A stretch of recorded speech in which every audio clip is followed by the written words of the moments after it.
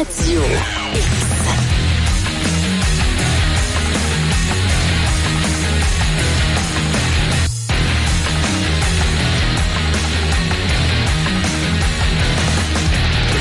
8h04, chronique automobile avec notre chroniqueur de Télémag, Mathieu Thomasin. Salut, man! Salut, comment ça va? Ça va pas pire, ça va pas pire. Déjà que t'as commencé à m'écœurer sur mon char un matin. Ben oui, la rumeur dit que ta voiture n'a pas démarré ce matin, puis on n'est même pas l'hiver à moins 30 degrés. Ça n'a pas rapport. Je laisse Ben tout le plus beau parking à la maison à ma blonde. Puis là, hier, j'étais arrivé parce qu'on a pris 2 chars. Fallait que je vienne me coucher plus de bonne heure.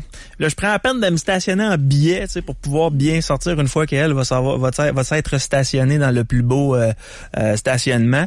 Puis elle trouve le moyen de se parquer en arrière de moi.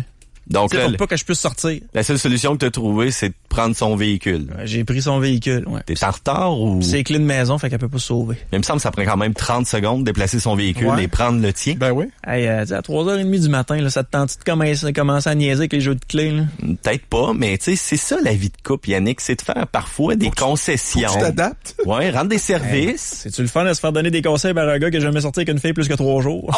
Oh! Encore un coup bas. Ça fait 10 ans, moi. Ça fait 10 ans, là, qu'elle m'endure. Mais là, où est la bague de mariage? Où est le bouquet? Où est l'enterrement de vie de garçon sur la grande allée, attaché sur une croix comme Jésus? Donc, on parlait pas de pneus. C'est bon, j'ai compris. On revient au sujet principal. Ben oui, Yann, les pneus d'hiver, déjà, beaucoup sont en plein magasinage. Ouais. Et il faut dire que la neige s'en vient. Pour la première fois cette semaine, j'ai vu dans le tableau de bord de mon véhicule d'essai le petit signe du flocon qui apparaît. Ce qui veut dire, c'est que la température se rapproche énormément du point de congélation, donc le zéro. Il faisait 3 degrés un matin avant de partir. Mais il me semble que j'en ai un petit signe de flocon, moi, mais je pense que c'est pour le Prestone, ça se peut-tu? Yann, ton char est très bizarre par rapport à ça. Habituellement, c'est un thermomètre qui va éclater. Fait que je sais pas qui a trafiqué ton tableau de bord, là, mais sinon, tu te mélanges avec ça là, de l'air climatisé. T'as deux pédales à gaz, je pense aussi. Non. Okay. Non. Mais parce que l'autre à côté, c'est un frein. C'est ça. Mais il partait pas ce matin. Chose sérieuse, mon Yann? Oui. Donc, on se rappelle les dates importantes du 15 décembre au 15 mars. C'est les dates obligatoires pour avoir des pneus d'hiver. Il y a certaines exemptions cependant. Donc, les 7 premiers jours qui suivent l'acquisition d'un véhicule de promenade auprès d'un commerçant. Donc, t'es pas obligé d'avoir des pneus d'hiver. Les 7 premiers jours précédant l'expiration d'un contrat de location à long terme. On sait la popularité de louer des véhicules, mais lorsque tu arrives tout près là, de ton retour de location, puis ben ton véhicule n'a pas été acquis avec des pneus d'hiver, t'as un 7 jours tout simplement pour rouler là, comme ça sans problématique. Ça, les policiers sont au courant de ça. Ben ça, c'est la question que je me suis posée sérieusement. Puis faut-tu que tu te promènes avec ton contrat de location dans la voiture? Moi, c'est la seule possibilité que je vois pour réussir à leur prouver cet argument-là. Mais toutes les informations que j'ai ici ont été validées directement sur le site de la SAC. Quoi, c'est défendable. Tu te donnes ton ticket, puis après ça, tu dis « Monsieur, si vous voulez contester, vous contesterez. » Puis là, tu te ramasses, tu perds ta journée de travail pour aller faire un tour devant le juge. Cas classique. Ce qui reste cependant accessible aussi pour toi, c'est d'aller chercher un certificat d'exemption.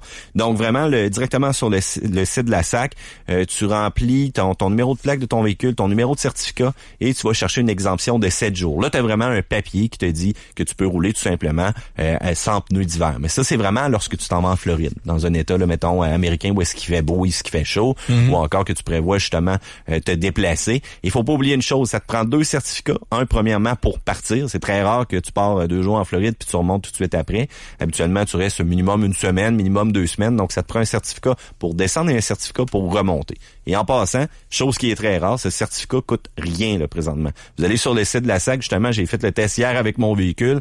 Ça coûte rien. Et voilà, j'ai un beau papier pour me promener dans une date là, fictive que j'avais définie de mon côté. Mais pour une des rares fois, on paye pas. T'as mentionné en ondes qu'on payait pas. D'après moi, lundi, il devrait avoir des frais. Tu penses?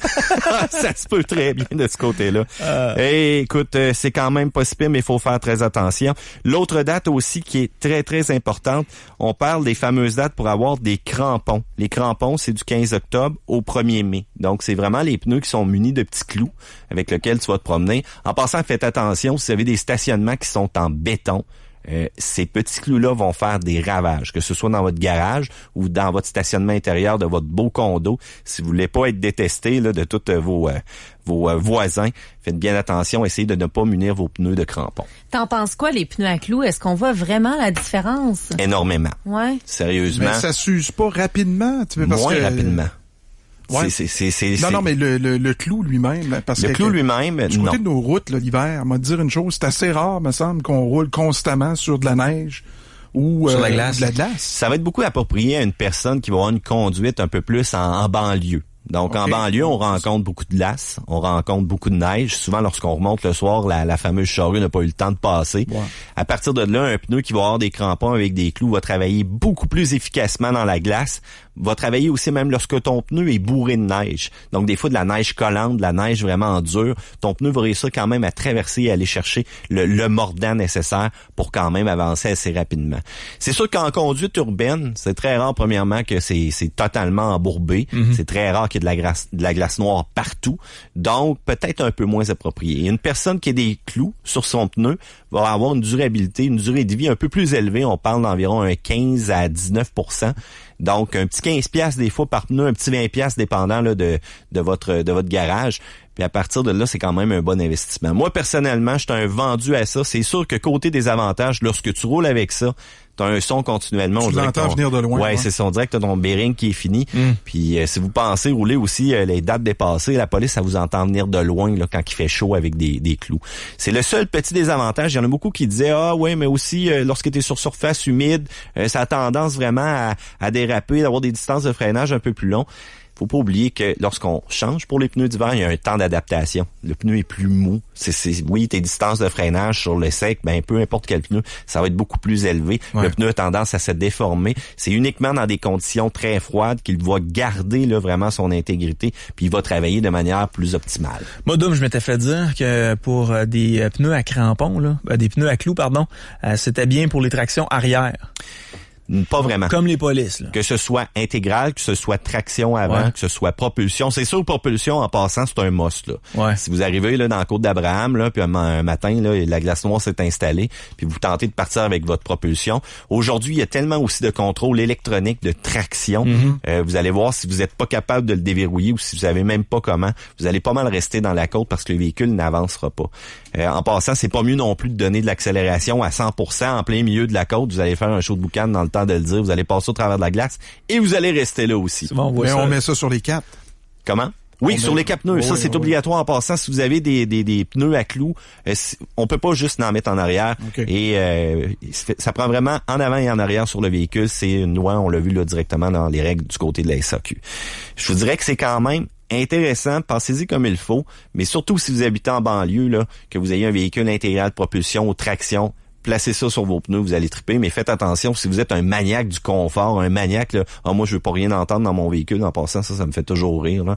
Je veux pas des pneus bruyants. Ben là, il y a pas aucun pneu qui roule puis qui fait puis qui crie là, en roulant. Il y a des pneus un petit peu plus bruyants à l'oreille, surtout si c'est un véhicule moins insonorisé, mais c'est sûr qu'avec des clous, pensez-y bien.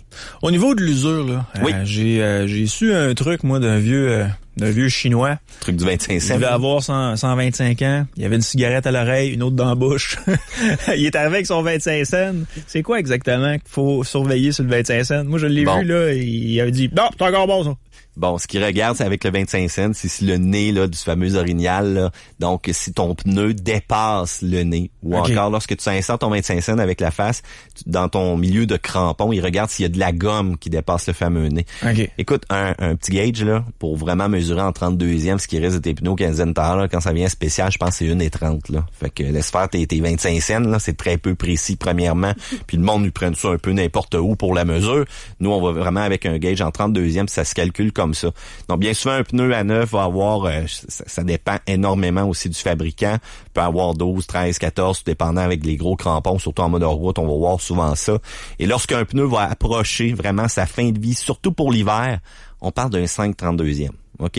6, moi, c'est ma recommandation que je vous dirais. À 6, ça peut faire quand même pour une saison. Et en passant la mesure, là, on la prend pas sur le côté. On la prend pas par en dessous. On la prend vraiment au milieu du crampon. Et on surveille aussi, beaucoup de pneus d'hiver vont avoir des indicateurs d'usure. Donc, Continental sont très forts là-dessus. Donc, à partir de 50%, lorsque tes pneus vont être usés, il y a un indicateur qui apparaît. Puis tu vas être capable de dire s'ils sont encore bons ou non. Même chose pour l'indicateur d'usure qui est dans les rayons, dans les tracés, excuse-moi, du pneu. Donc, il y en a une petite bosse qui ressort la minute que vous avez atteint ça, là, c'est terminé. En passant, changez-les avant qu'il soit trop tard. Surtout pour l'hiver, on connaît les rigueurs de notre climat. Si vous les changez trop tard, là, vous risquez vraiment un dérapage puis de vous ramasser au travers des orignales dans le clos. Il y en a qui se promènent à l'année avec le pneu d'hiver. Ça, là... En passant, les filles, un truc de date, là, Yann, tu ris toujours de moi là-dessus, là. Si vous voyez un char avec un gars avec un beau BM, regardez ses pneus, puis s'il y a des pneus cheap, ça va vraiment vous dire comment ce gars-là est.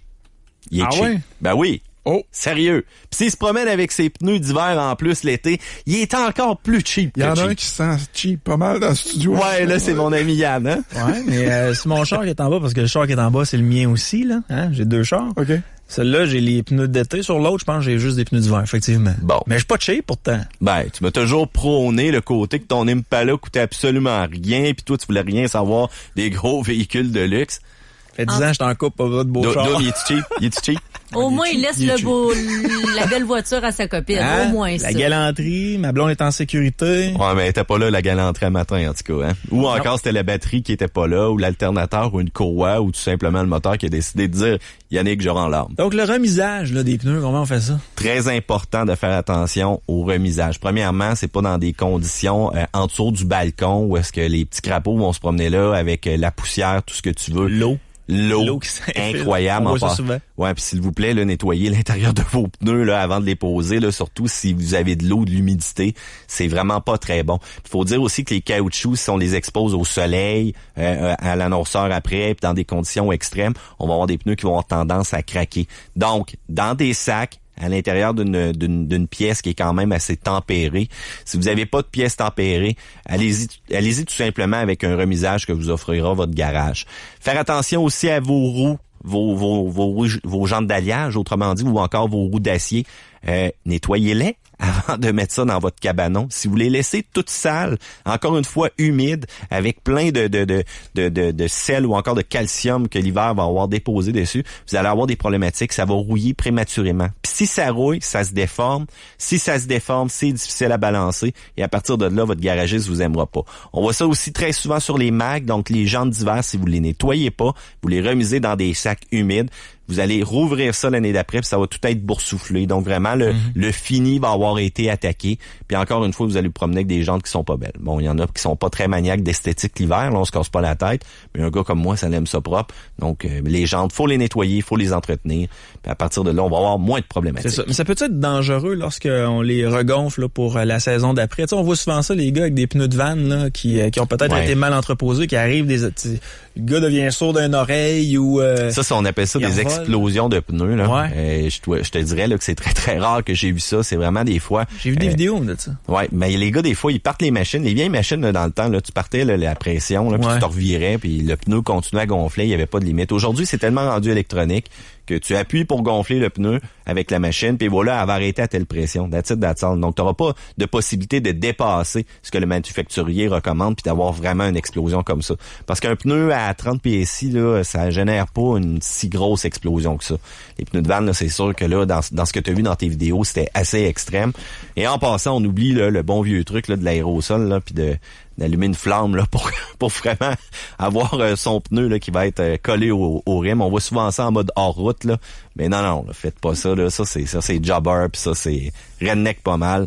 Puis allez voir les vidéos de ça, OK, ça y a pas de trouble, mais répétez pas ça dans votre coin de cours pour épater la galerie. Elle spray net à push-push là puis la flamme. Ouais, exactement. Ben les gars mettent comme un genre de composite, c'est comme un je te dirais, je veux pas dire que c'est un explosif, mais c'est comme en tout cas, ça réagit, ça fait une flamme tout simplement autour du rim.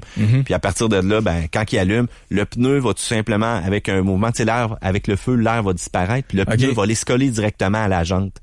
Donc ça fait tout un effet, c'est assez spectaculaire. C'est un mode dépannage quand t'es vraiment en hors route, là, mais c'est pas fait pour changer tes pneus d'hiver. Vraiment pas, là-dessus, oubliez ça. Excellent. Donc, les recommandations incluant les nouveautés 2014? Oui, on a quelques recommandations là que c'est quand même intéressant. Donc, on le sait aussi que Yokohama, Bridgestone, Dunlop, Continental, voire même Nokian, c'est des grosses marques. Ok, je vous le cacherai pas. Essayez d'éviter les petites marques cheap. Ou encore, si vous en prenez une, par exemple un Westlake, il n'y a pas de problématique les premières années. Cependant, on paye pas cher. Mais on va voir qu'avec le temps, le pneu va commencer des fois à être plus difficilement balançable. Votre garagiste va moins vous aimer, un petit peu plus de vibration. Oubliez pas qu'on paye toujours pour ce qu'on obtient. Donc, la qualité-prix, des fois, c'est important. On a-tu le droit encore aux pneus réchappés? Non, terminé. C'est fini? Fini. Donc, on se rappelle des entreprises. Yann, voyons, pleure pas, Yann, viens ici, là, prends mon épaule. Hey. Ça va? Mais je repense à mon petit monsieur, sa 3e avenue à Québec, tu sais. J'allais le voir chaque année, lui. Terminé, Yann. Il y avait une business de ça. Ben écoute, le seul business que maintenant il peut faire, c'est de vendre des pneus usagés. Il n'y a pas de problématique pour ça. Donc, si jamais tu trouves une bonne paire de Goodyear, aucun problème. Dans les recommandations, Yokohama IceGuard IG52C, une technologie écologique, des lanières centrales très larges, des blocs qui favorisent la stabilité, gravure circonférence hausse latérale qui va aider vraiment au vidange du pneu. Le nouveau Blizzak WS80. En passant, si vous achetez des pneus usagés, là, assurez-vous qu'ils sont récents. Si vous avez un WS60, là, qu'un gars vend quelque part sur les packs pas trop chers, là, vous allez voir que ça fait une couple d'années qu'on n'en voit plus sur le marché, là. Donc, très important, allez vers le WS70 qui est quand même un bon pneu, mais qui est de l'année passée, ou encore avec le nouveau WS80. Donc, très intéressant. Dunlop SP Winter Sport 4D, donc un nouveau produit cette année aussi, directionnel, un grand V prononcé avec des composés en silice. Ça l'évite vraiment d'être déstabilisé dans la gadoue, là, ou encore la slush. Et un de mes préférés aussi, le Extreme Winter Contact de Continental, un peu plus ferme, va procurer des bons freinages. Il va indiquer aussi quand l'usure dépasse le fameux 50% que je te parlais tantôt. Et il reste toujours les fameux Nokian aussi à Capilita. Très cher à l'achat cependant, très haute qualité. Mais bon, est-ce qu'on a vraiment besoin d'investir autant? Je te dirais qu'en mode performance, là, il n'y a rien qui bat ça.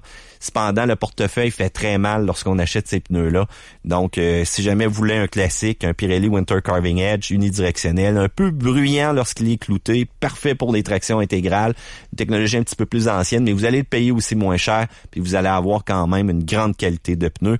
Faire attention aussi de mettre les bonnes grandeurs, consultez votre manufacturier, regardez vraiment votre livre aussi du manufacturier qui va vous donner de l'information.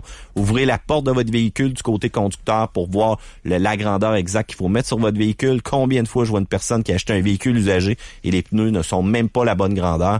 Vous voulez pas vous ramasser cet hiver lorsque vous allez tourner le volant et ça va frotter dans les ailes. Tu vois, Jeff m'écrit concernant là, les gars qui sont dans le trouble et qui veulent coller leurs pneus au rim, là. Ça a l'air que c'est de l'éther qu'ils mettent dans le pneu. Voilà, c'est ça que je cherchais tantôt, de l'éther. Donc, l'éther, lorsque tu l'appliques autour, ça fait vraiment un gaz. Lorsque tu prends une allumette là-dedans et tu envoies ça là, pouf, le pneu va reprendre forme avec la jante et ça fait un beau show. Tout le monde est bien épaté, mais on a vu quelques accidents arriver avec ça. Les vidéos sur LiveLeak, allez jeter un coup d'œil là-dessus, vous allez capoter. Excellent. On parle de quoi maintenant? Subaru Outback 2015, on parlait d'hiver. Donc, allons-y avec un véhicule traction intégrale. On le sait, Subaru, depuis 1994, au Japon, on l'appelait la Legacy Grand Wagon. Mais ici, c'est en 95-96 là qu'on nous présenta le véhicule sous le nom de Outback.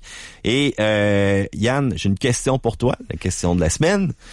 Qui faisait les publicités de la Subaru Outback lorsqu'elle a été lancée de notre côté en Amérique? C'est un comédien. Un comédien? Ouais. Connu? Pas connu? Ouais, il est quand même assez connu. Je te dirais que tu as sûrement écouté ces 3 films. Tu as probablement trouvé le premier et le deuxième meilleur. Après ça s'est un peu aggravé. Rachid Badouri? Non.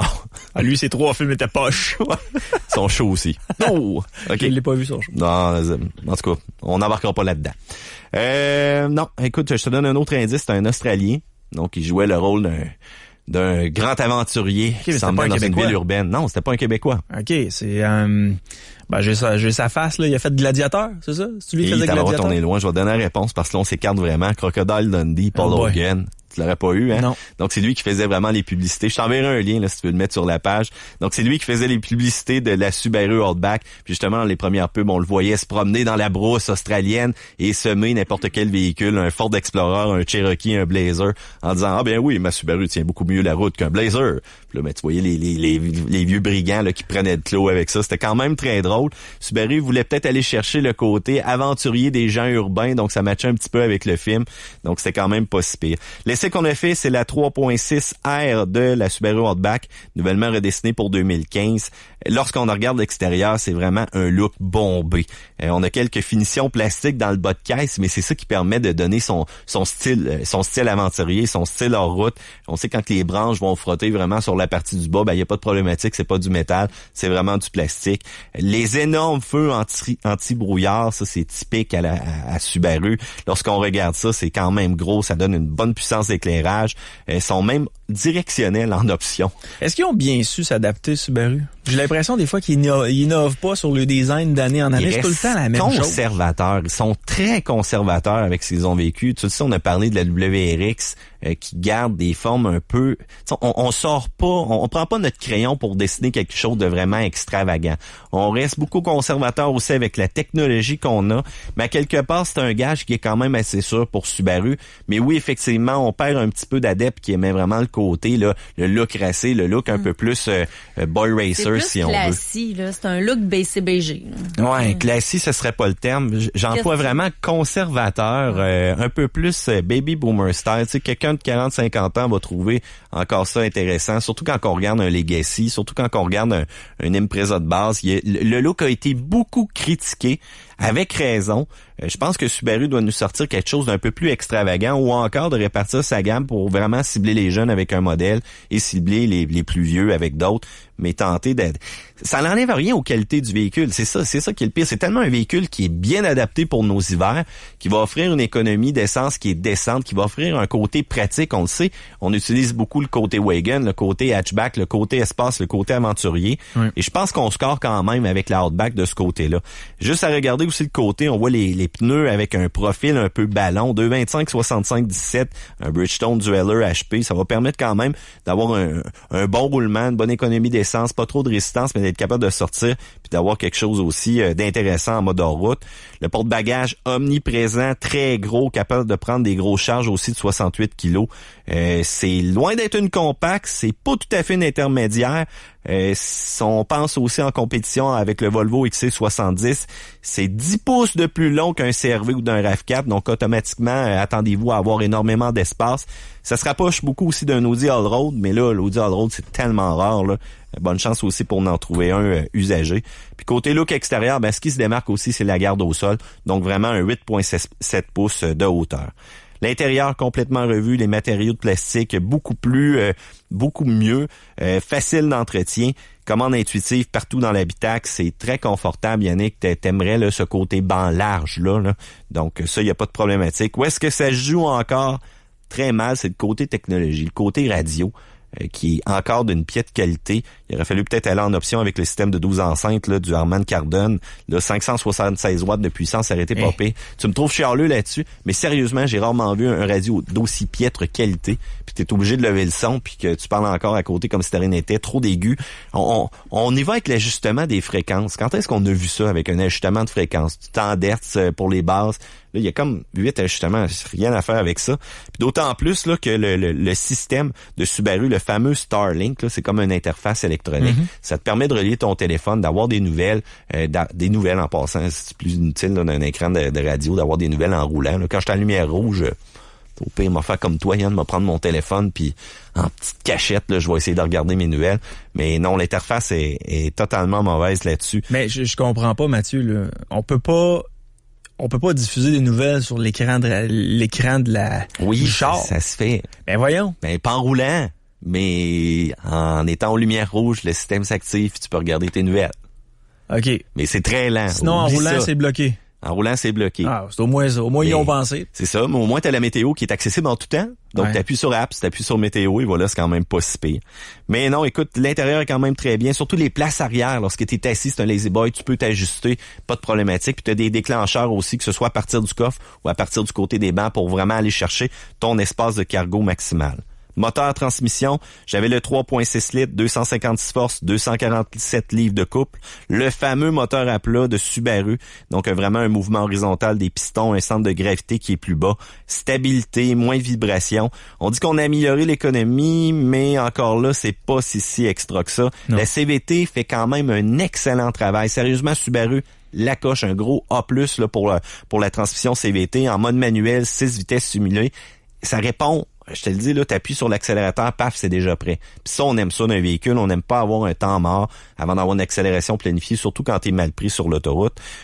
Puis du côté des forces moteurs, le remorquage avec le H4 1224 livres et avec le H6 1360. En passant avec le moteur 4 cylindres, c'est disponible aussi 175 forces, 174 livres de couple. Cependant, on va manquer de souffle. Surtout si vous embarquez beaucoup de passagers, du stock sur le toit, vous traînez un trailer, à un moment donné, vous allez voir que vos accélérations seront pas si hautes que ça. Combien ça coûte? Oh, combien ça coûte? Donc, à partir du prix de base, le 2.5i manuel, on parle de 27 995 $, qui est très correct selon moi. Vous avez un véhicule avec une traction intégrale à tout casser. Vraiment, en plus, avec le fameux X-Mode de Subaru. T'enclenches ça, l'électronique va travailler pour te donner tout le temps le maximum de traction. Si tu vas avec un 3.6, là, le moteur un peu plus gros, là, le prix vient de monter. Puis en plus, tu es obligé de prendre la CVT. Tu peux pas avoir la manuelle. Donc, on parle de 35 495 $.